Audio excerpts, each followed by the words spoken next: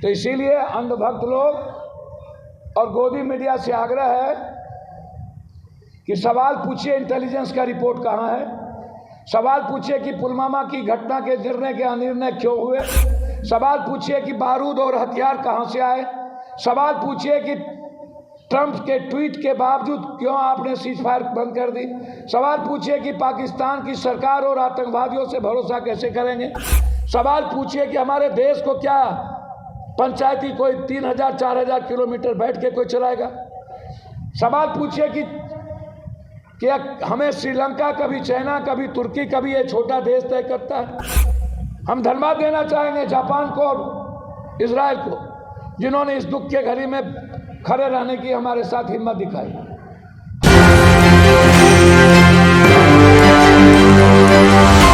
नमस्कार, मैं नमरीश, आप देख रहे हैं एक न्यूज़ 24। देखिए, आतंकी हमले के बाद जो है पूर्णिया सांसद जो है पप्पू यादव प्रेस कॉन्फ्रेंस कर क्या कुछ बोल रहा है, वीडियो सुनिए।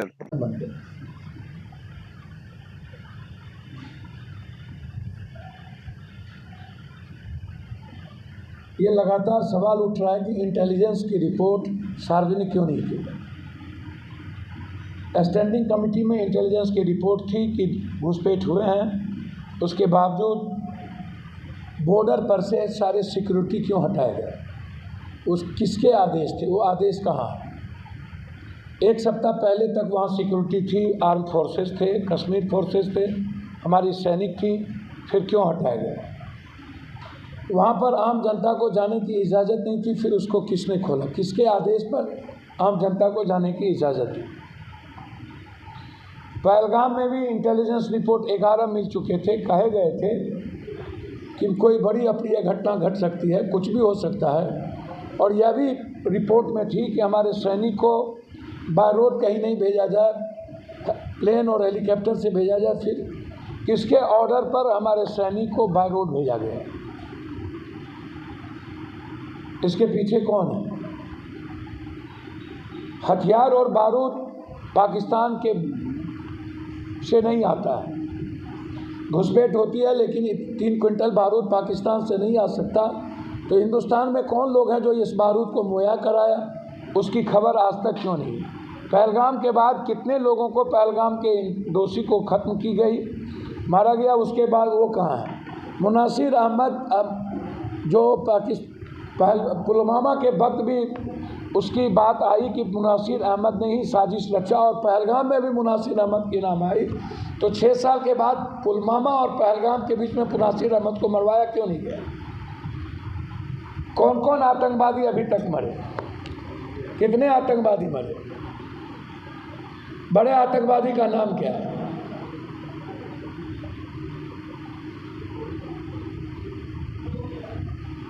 और जब मेरे सैनिक को फ्रीडम दिया गया तो फिर हमने बिना सैनिक के राय किए तीनों फोर्सेस को बुलाए। आप सिर्फ ट्रंप के ट्वीट पर और यह कहना कि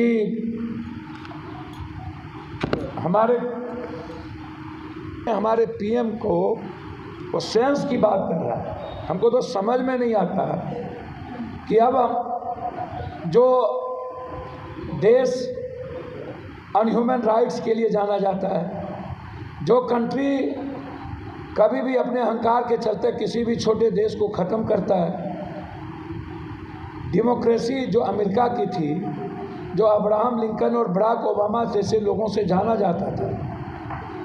आप ज़रा बताइए, जो ट्रंप दूसरों की कृपा पर चुनाव जीता हो, रूस के कृपा पर, और जब ट्रंप आते ही उन्होंने क्या नहीं कहा, हमको तो मुझको समझ में नहीं आता है। ट्रंप ने लिखा है, हम आपको सिर्फ पढ़ा बोल देते हैं कि countries are using common sense and great intelligence. Common sense, वो बात कर रहा है हमारे कॉमन सेंस की, मतलब जिस राष्ट्रपति को खुद कोई कॉमन सेंस ना हो। जेलेंस्की ने उसको जवाब दिया, और एक छोटा देश यूक्रेन ने कहा, जेलेंस्की ने, हम मिट जाएंगे, घुटने नहीं टेकेंगे दुनिया के सबसे ताकतवर देश के सामने, जबकि उसके पास परमाणु नहीं है।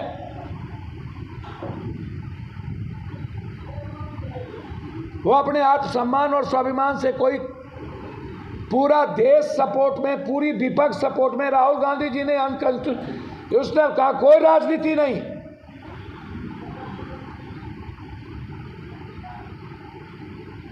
आज जरूरत थी जवाब देने की, जब मुल्क अब एक ही आवाज था कि हमको आज़ाद कश्मीर दे दो, हमें पीओके दो, हमें आतंकवादी सरपरस्त सरकार को खत्म करो पाकिस्तान में। पाकिस्तान की जनता हमसे ज्यादा परेशान है आतंकवादियों से। उस मुल्क में जो सरकार आतंकवादियों के सहारे पर चलता हो, सरकार से ज्यादा पैसे आतंकवादियों के पास हो, जिस देश की सेना आतंकवादियों के सहारे जीता हो, उसकी पंचायती ट्रंप कैसे कर सकती है? इंदिरा गांधी जी ने अमेरिका को दुस्साहस कहा था 4000 किलोमीटर बैठ के कोई देश मेरे भारत के बारे में निर्णय ना ले। चाइना को उन्होंने धमकी देके समाप्त करने की कोशिश की। चाइना को उन्होंने हिम्मत दिखाई भारत की। उन्होंने भारत के आत्मसम्मान के लिए बिना गोली चलाए, बिना किसी कैजुअलिटी के बांग्लादेश को भारत का सच्चा देश बनाया, पाकिस्तान के टुकड़े किए। इंदिरा गांधी के रहते कभी भी पाकिस्तान, आज तक भरोसा कैसे करें हम? लाल बहादुर शास्त्री से लेकर के आज तक पाकिस्तान ने मेरे साथ धुरतई की है। कैसे भरोसा करेंगे पाकिस्तान की सरकार के पास, जो सरकार चलती ही आतंकवादी से है?